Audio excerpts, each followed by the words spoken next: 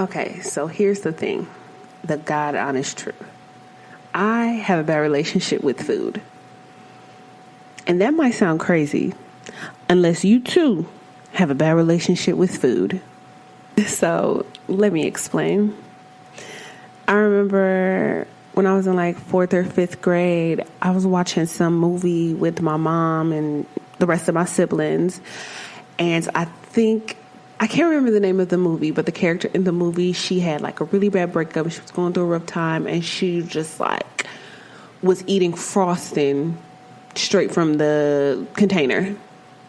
So I learned at a really young age to associate comfort with food. And it followed me throughout my life. And I'm 28 years old right now.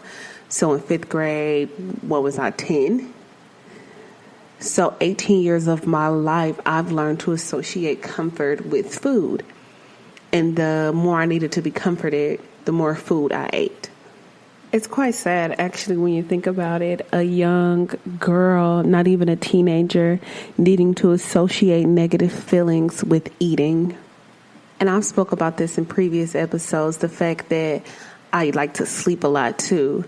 So if I wasn't sleeping, I was eating. And again, these are two things that I would use to essentially cope with sadness. Because I learned this coping mechanism at a really young age, and it followed me into my teenage year, into my adult years. I experienced a lot of trauma behind eating and my weight, to be more specific. So I have a sister. We're 10 months apart. So we've always been in the same grade. She's still my big sister. We're just 10 months apart. But if you added on 2 more months, she'd be a year older than me, right? So with us being in the same grade, well, I feel like our parents expected us to do a lot of the same things alike and unfortunately to look similar in size, which was crazy to me because my sister was significantly taller than me and I was shorter. So for really majority of our lives until we were grown adults, we actually weighed the same, but the weight set differently because she was several inches taller than me. I think at one point I was only 5'2", and she was already like 5'7". So you could just imagine the height difference and the body difference, so to speak, whether we weigh the same or not. So just keep that in mind momentarily while I switch to another sister who's actually my stepsister. And we were similar in height, maybe pretty much the same height for a really long time. And she's about 4 years older than me. So keeping these two in mind, I felt for a really long time that I was essentially being bullied by my own father for my weight. And my weight has been up and down my whole life. Let's be clear. And I want y'all to keep that in mind as this story goes on. My weight has been up and down and up and down and up and down the entirety of my life. But I'll get into exactly why I feel bullied. And you can decide however you want to feel about me using the word bully. But this is my truth that I'm speaking. So let's get into it. I can name on more than one, more than two, more than 3, 4, 5, 6 occasions where my dad insisted on comparing me to my 2 sisters. So irregardless of if we were the same height, if we were the same age, if we were the same weight, we have to recognize as human beings that no 2 people are made alike, not even identical twins. Yeah, you might have the same face or facial features, but even identical twins have unique fingerprints. Moving on. So he would always compare me to my older stepsister because we were the same height. And it's just like, well, why is your weight always up and down, but her weight's not up and down? I don't know. we're not the same person. We don't have the same eating habits. We don't even live in the same house. Things are different. And there's a lot of contributing factors to weight outside of just your eating habits. And I didn't learn that till I was adult as well. Things like your metabolism, stress levels, hormone levels, even your gut health. Black women, we know this for sure. The weight can sit differently on you. Are your boobs bigger? Is your butt bigger? Are your thighs thicker? Is your gut bigger? But my Irish twin, my sister that was 10 months apart from me, it would be the same thing. Like, well, I'm having to buy you new jeans every school year, but I don't have to buy her new jeans. Okay. And mind you, this is me as a kid, and it's just like, I don't have the answers that you're looking for. And I don't know what you're expecting me to say. So where the trauma really starts to set in is as the years go on, he would make intentional changes or actions, intentional actions to, I guess, somehow prevent me from gaining weight or my weight being up and down. So one of the intentional actions is my stepmom. She's a cooker for sure. Most nights she's cooking dinner for the house. And, you know, for the most part, we all sit in the same seats. And sometimes they would make our plates. Sometimes we would make our own plates. So I remember coming down to dinner one day where they called all the kids down. We washed our hands. We came to eat. And I sat down at the first chair I walked up to, I sat down to have dinner. And my dad was like, oh, no, that's not your seat. That's your seat over there because it has less food. Imagine me at 12, 13 years old. Number one, the embarrassment, because I'm in front of the rest of my siblings and they're kind of like giggling because they don't realize how much this affects me. And regardless of if they did, kids gonna be kids. And kids are cruel. I say that all the time. Kids are cruel.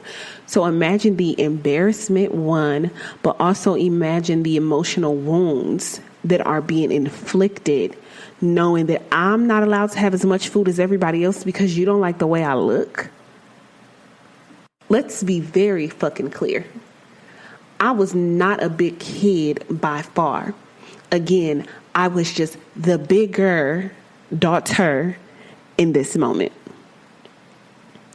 So, another literal example of an emotional wound being inflicted on me that contributed to my bad eating habits and my bad relationship with food. One summer in particular, and I remember this summer like it was baby yesterday because it was going on to my 13th birthday. And I remember visiting, me and my sister, me and my Irish twin, we visited, my dad in Texas, and I was just like super excited to be there. We just had lots of fun. We went outside all the time.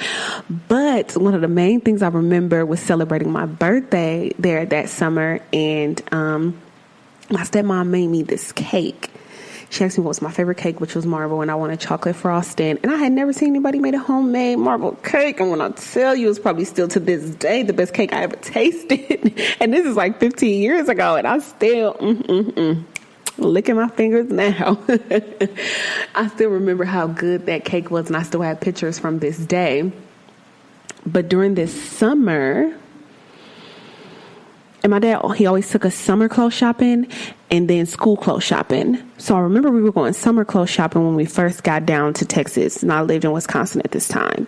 So when we first got down to Texas and we were going to the mall, and we walked to my favorite store at that time, which was Abercrombie and Fitch, and I was just so excited to be in Abercrombie. But their pant sizes are weird. So I remember when we went school clothes shopping the previous fall, I had a little trouble fitting into the Abercrombie jeans because they only went by even sizes. And at this point, I was the odd size. And ladies, you get what I'm saying. Anyway, there were very few of the jeans that I could fit. But my sister that fit in them with ease. She's a 00. If I was a 00, yeah, I could probably fit into everything with ease. But mind you, she's a 00. I'm like a size 3. Tell me what y'all think about that being overweight. But let me stay focused. So I guess because of this incident happened in the fall when we went school clothes shopping, my dad literally said to me out his mouth that he was only buying me athletic wear because he didn't have time basically for me to try to go to different stores and figure out what pant size I was. Imagine that. I think we went to Boston store. This when Boston store was a thing. And he literally bought me just a lot of active wear. That's what we call it. He bought me a lot of active wear. And my sister got all the Abercrombie and Fitch. And I was triggered because what is this about? And I even remember, like I said, my 13th birthday, I have a picture. I have on fucking active wear in this picture. I had to wear active wear for my birthday. I couldn't even get shorts. It was all pants and capris and tank tops and t-shirts or whatever. But I couldn't even get shorts. I couldn't get a dress. It was very much devastating for a 13-year-old girl to experience that in that moment. And as if getting bullied at home wasn't bad enough, and slowly but surely lowering my self-esteem, I even got bullied at school. In middle school and in somewhat high school, a little bit in high school. And so if you recall, me and my Irish twin, we're 11 months apart, 10 months apart. Sorry, it's 10. We're 10 months apart. And so we were always in the same grade. And it was always a constant comparison. Like, I don't understand why your sister's tall and skinny and you're short and fat. I can't just be shorter and thicker. I have to be short and fat. Like, I have pretty thick skin, even back then. So when a lot of this stuff was happening, I was kind of rolling with the punches. But again, once you mesh the same reality at home with what's going on at school or in public, it's just kind of like, all right, is what I'm believing to be truth actually the truth, or is what they're saying to be true actually the truth? And so I began to develop a very severe insecurity about my weight. And it only worsened in high school. I mean, it got really bad. When we went to high school, me and my Irish twin, we ended up officially moving to Texas. So from going to an inner city school in Milwaukee, Wisconsin to a very much suburban school in Mansfield, Texas, we were introduced to a different crowd of people. So now that I have all of these fat jokes, for lack of a better word, instilled in my mind, and I'm still hanging on for dear life to maintain my sanity and try not to believe what these people are saying to be true. All the while coping by eating. Remember, that was my coping mechanism, to eat when things were bad, when I got sad, and things only got more bad and more sad. I can't remember exactly if it was freshman year or sophomore year, but I really feel like it was sophomore year in high school when things really hit its peak. So I ended up meeting girls like me. And what I mean by girls like me is girls with body image issues. And I used to look at them and be like, there's no fucking way. Like, you feel the same way I do when you're so small. You're beautiful. You're this, you're that. They said the same things about me. And the funny thing is, it was true about all of us. None of us were big. None of us were overweight. And we were all very much beautiful women of color. Because we weren't all black, but we were women of color. At least the group of women I typically surrounded myself with. I remember sitting in class and just hearing all their stories about why they feel this way and how they got this far and the things they did to cope with their body image issues. And this was terrible. For a girl that was struggling with body image, that was struggling with insecurities, to meet another group of girls that was struggling with body images and struggling with insecurities, because we didn't necessarily use that to empower each other like we should have. But again, we're 14, 15 years old. We're just like, oh, hey, that's what you do? Okay, I'm going to try that too. I begun to starve myself. Yeah. You heard right. I would go long periods of time without eating, days without eating, like binge eating. So if you're not familiar with the term binge eating, it's essentially just consuming large amounts of food in one sitting and then like not eating again for a long period of time because you feel like a gluttonous. You feel like it's out of control. Like, why did I just eat all this food? Now I have to compensate for all the food I just ate by not eating anything at all. So I was going back and forth between binge eating and just completely starving.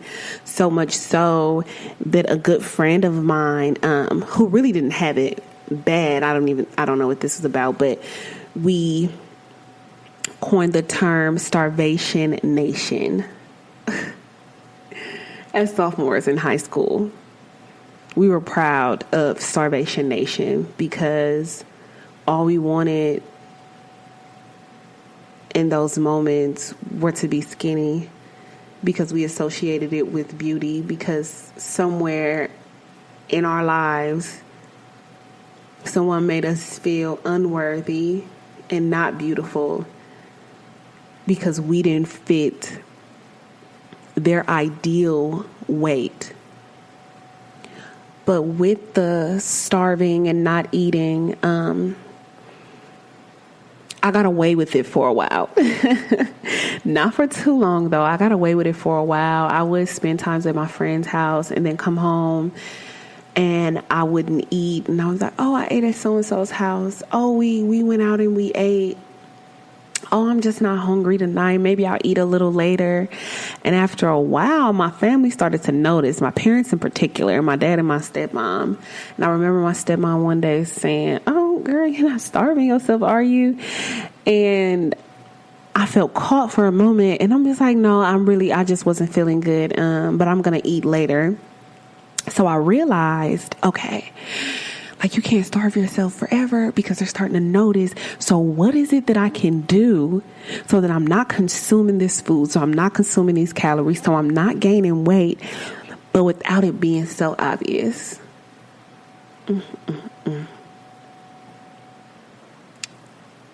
And I didn't exactly know the term for it in the beginning, but I struggled heavily for the next few years.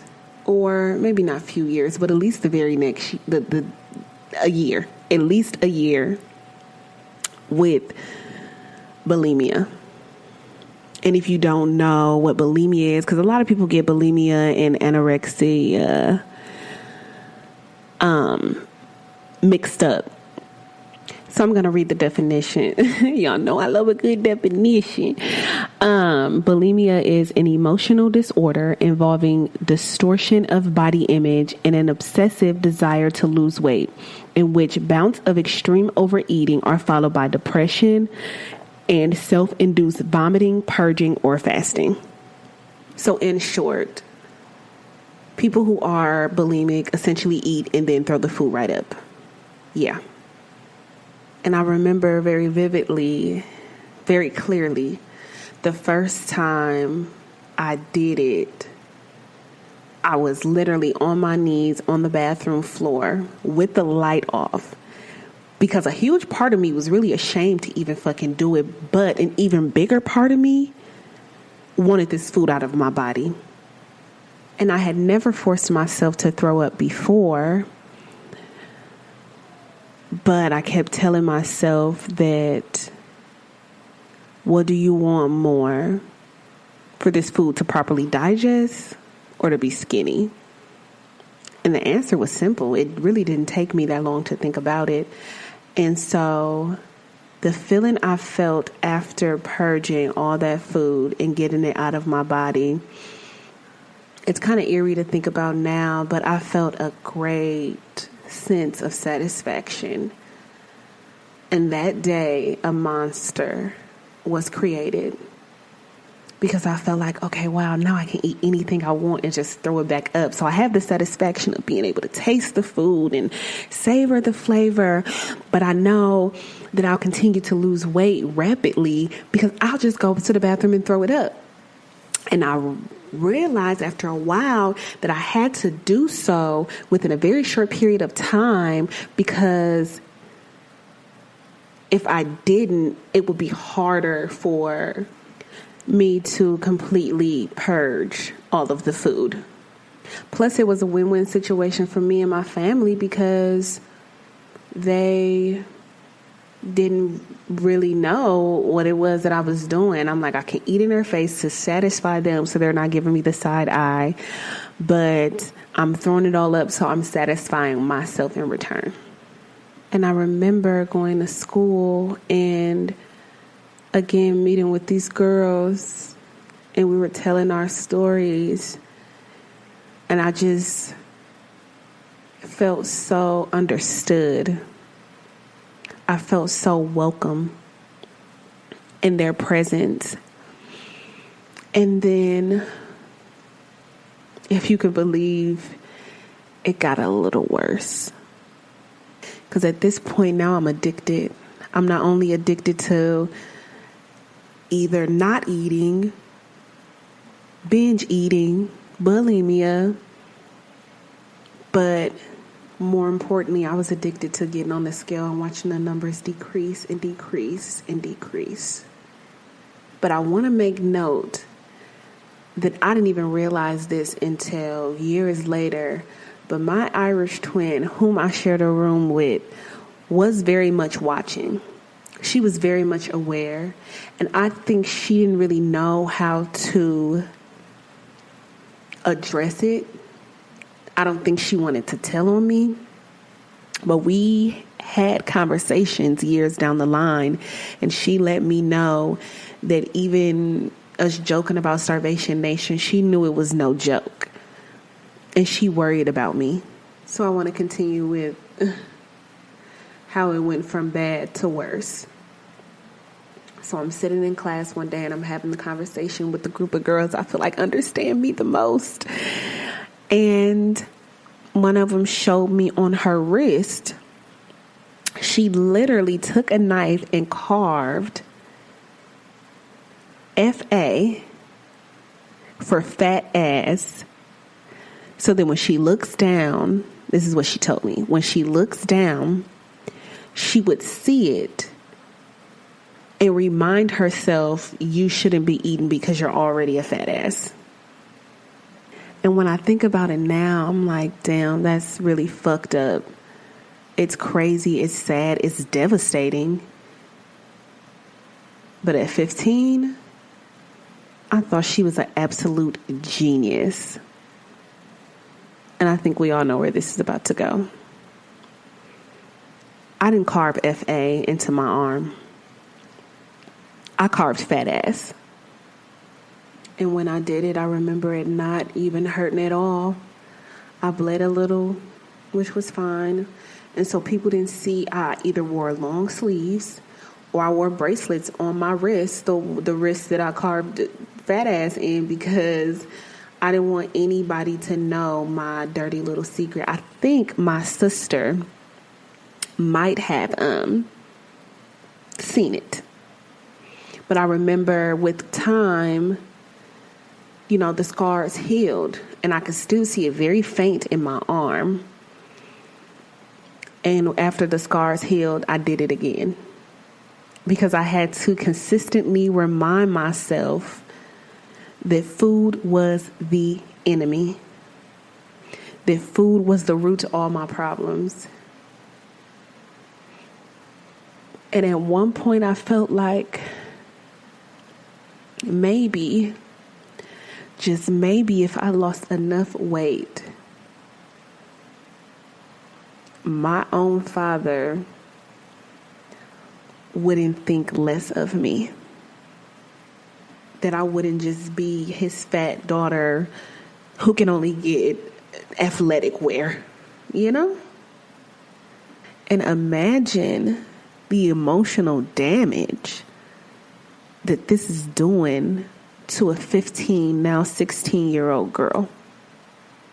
And it wasn't until years later that I realized that I actually suffered from what is known as body dysmorphia, a mental illness involving obsessive focus on your appearance.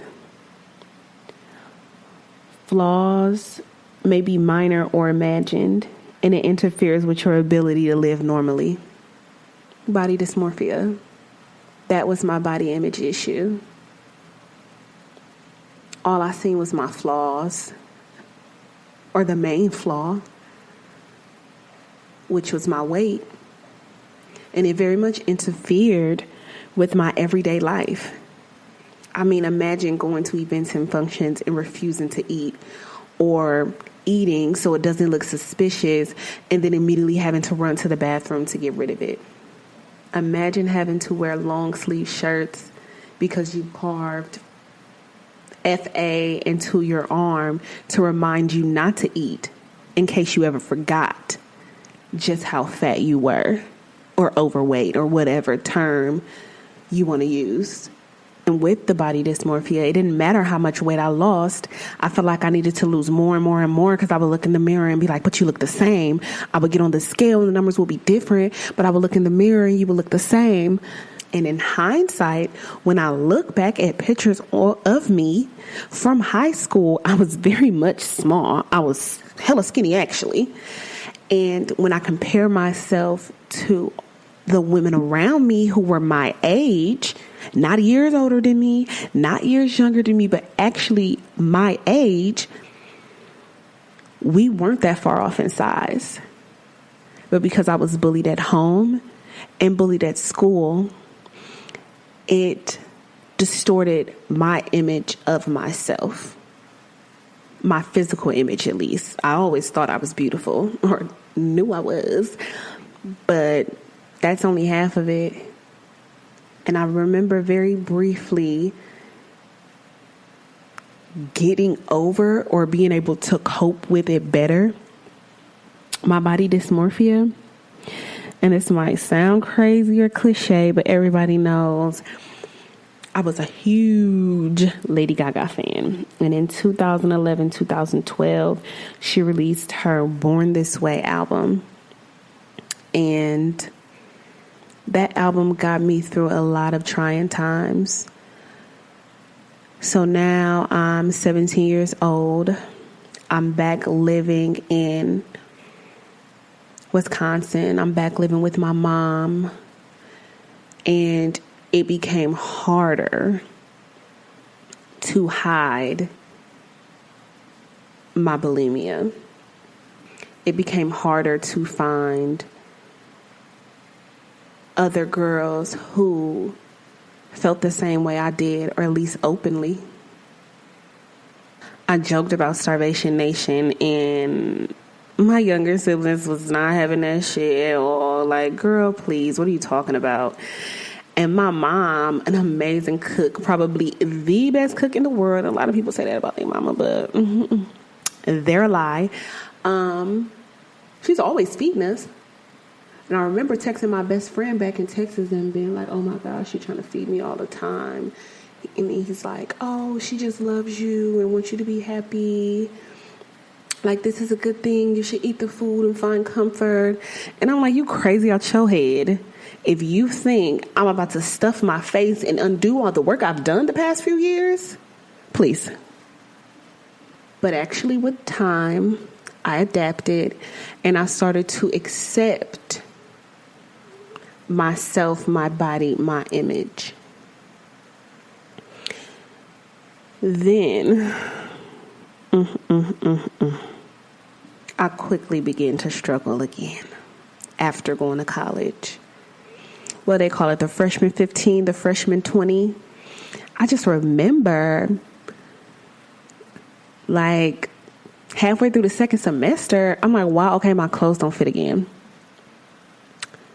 So I resorted back to old tactics, which most times just involved me starving. I attempted to go to the gym. I attempted to eat healthier. But when I wasn't getting those results as quick as I was getting them before when I was eating or purging, I had to stick to what I knew. Then after that first year of college ended, I was almost back to the size I was when I first started college. And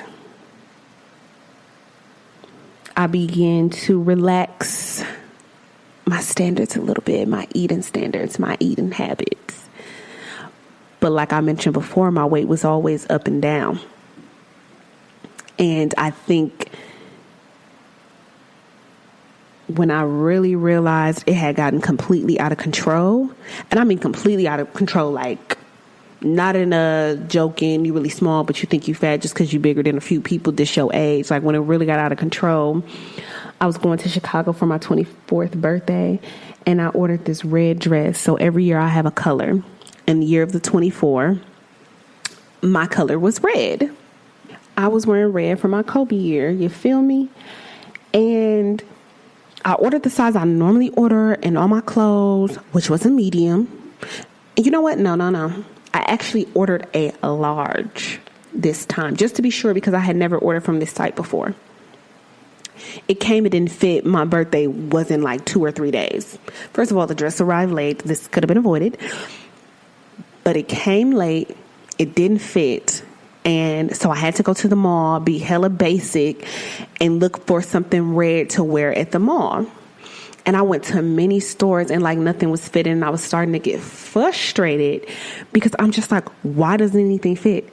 I normally don't even have to try clothes on. I know what size I wear. I just go in, I get the size, it fits, nothing's fitting. And I just remember feeling so annoyed and so freaking disgusted. I felt I had to do something. And I remember trying many diets, starting to go to the gym again. The number one diet I was trying was keto. And the first time I tried keto, I think I had lost like 10 to 12 pounds in the first month. So I'm like, oh, yes, this works. But like many diets I had tried in the past, like I would lose a certain amount of weight and then I would let it go. Like I wouldn't do the diet anymore. And at this time, I was very much a heavy smoker. I had actually been a smoker since 17, but that's another story we'll get into another day. But being a heavy weed smoker, it aided in my bad relationship with food. Because what happens when you get high, you get the munchies. So even though I had done all this work and lost all this weight, now I wasn't doing the work anymore. I wasn't going to the gym. I didn't have better eating habits. I would just go to work, get high, eat. Go to work, get high, eat. Go party, go drink, which, contribute to weight gain as well. There was a lot going on in my life during this period of time. Failed relationships, failed friendships. I ended up losing my dad. I had a lot of drama going on at work. And so what happens when my emotions are all out of whack? I cope with food. When I was at my biggest, my highest weight, I remember stepping on the scale and seeing 196 pounds. And I was like, oh, hell no. Not I'm almost 200 pounds. This is a joke. Like, this cannot be real. And then I remember shortly after realizing I was 200 pounds. This is crazy to even think about. The pandemic came in 2020. And I was sitting on my couch one day, and I was just, a week had went by since everything shut down. And then I was like, you know what, Kiana, I think this is going to be longer than what we think. You cannot sit on this couch every day and get big. This is crazy. It's going to be like the freshman 15 all over again, the freshman 20 all over again. And I was just looking at myself in the mirror one day. I had on my bra and my underwear. And I was just, again, I was so fucking disgusted. I'm looking at pictures. I just felt like I was as big as a fucking house. And I didn't want to do it anymore. I was over it. I couldn't do it. So instead of resorting back to just completely starving or purging, I was like, okay, what's another thing that actually helped me lose weight? Keto. So I did the keto diet. And if you're not familiar with the keto diet, real quick, it's basically protein and vegetables, or most people often say meat and vegetables, but it's really a high fat diet. High fat, no or low carb diet. The idea behind it is if you eat foods that are healthy fats versus carbs, instead of your body burning carbs because you're no longer ingesting carbs, they're going to burn the fat for fuel or energy. And so basically you're losing fat at a faster rate. And it works, honey, let me tell you, because in the 2.5 months during quarantine before I moved to Dallas, I lost almost 40 pounds. But it wasn't just like I was sitting down and I was doing keto and it was what it was. I actually was working out. I walked a lot. I jumped rope. Y'all remember the jump rope challenge? Anybody remember the jump rope challenge? Holla, holla. So, I actually started incorporating workouts into my fitness journey, and I started to document it as well. And I learned to get off the scale and measure my progress with my measurements. So I got measuring tape and I took all my measurements, but also with photos. And I was so proud of all the progress I had made on keto. But the issue with that is, and what I found out later on, is whatever you do to lose weight, you have to continue that to keep the weight off. So once I had reached a certain goal and I was happy with my body image, I went back to eating carbs. Less fat, more carbs. So then the weight began to pick back up. And I realized it not with photos, but it was this particular pair of shorts I bought. It was like the first pair of shorts I bought after I lost all that weight. And one day I couldn't button it up. And I'm just like, here we go again with the up and down way. You have got to be kidding me. But the difference between then and in the past is I didn't punish myself for gaining that weight again. I just had to refocus and remind myself that I didn't want to be that girl anymore. I remember that scale being almost 200 pounds. I remember how it felt to hide from everybody around me that I wasn't eating or that I was throwing up everything I ate. And now I'm at a place in my life where I don't want to just lose weight rapidly. I want to do it in a more healthier way. I'm making my fitness journey my lifestyle journey. I'm losing weight in healthy ways. I do enjoy the keto diet and sometimes still practice it, but I'm not making that my main focus because, again, what did we say? However you lose the weight, you have to continue to do that to keep the weight off. So I've just begun to instill healthy eating habits in my life that are easy to maintain.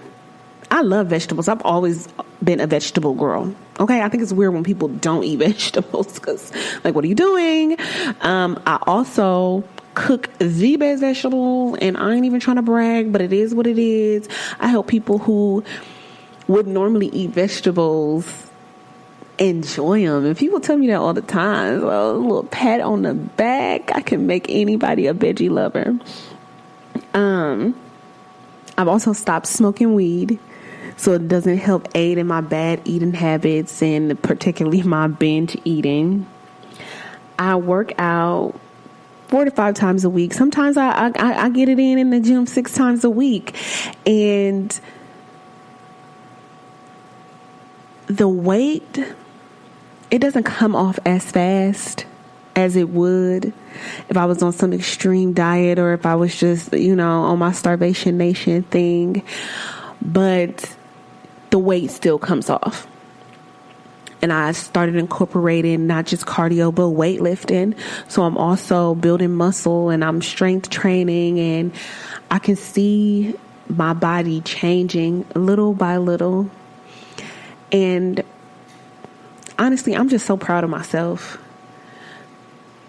because I've had such a bad relationship with food and a bad relationship with my body for so long that to be here now is amazing. And I would be lying if I didn't say that I was still struggling today with body dysmorphia, because I am. But just like with all great things, it takes time. And I'm learning to love everything about myself, including my body, more and more each day. And even though I'm not at the weight that I want to be at, I'm comfortable in my skin. And in those moments where I do feel a little down, I just remind myself I'm beautiful in my way, because God makes no mistakes. I'm on the right track, baby. I was born this way. Okay, not the strongest singer, but y'all get what I'm saying. In the words of the great, great Lady Gaga, I was born this way, and that's just what it is. And I know that if I never give up, if I continue to go to the gym, if I continue to build a better relationship with food, I'll reach my ultimate body goal. And it's not like, okay, I'm going to reach this goal and then I'm going to stop. No. I make the gym fun because I know I'm going to be going to the gym 4 to 5 times a week for the rest of my life. And I'm okay with that. So to anyone who's suffering with body dysmorphia, body image issues, or eating disorders, I hope you understand that you are beautiful just the way you are. There's nothing, and I mean nothing, wrong with your body. And I hope you too find the courage and the motivation to find healthy ways to cope with how you feel about your body, instead of punishing yourself when you don't make the best decisions as far as eating or anything else that contributes to your weight gain. I have a bad relationship with food, or at least I did. And there were a lot of contributing factors to my body image issues. But I think what's most important is that I'm continuing to work every day to change the things that were instilled in me when I was a young girl and when I was a teenager. I love my body, flaws and all. And I hope this message inspired you to love yours too. It's your favorite podcast host, Kiana Rianne, and this is the House of Trauma podcast. I'll see you next week.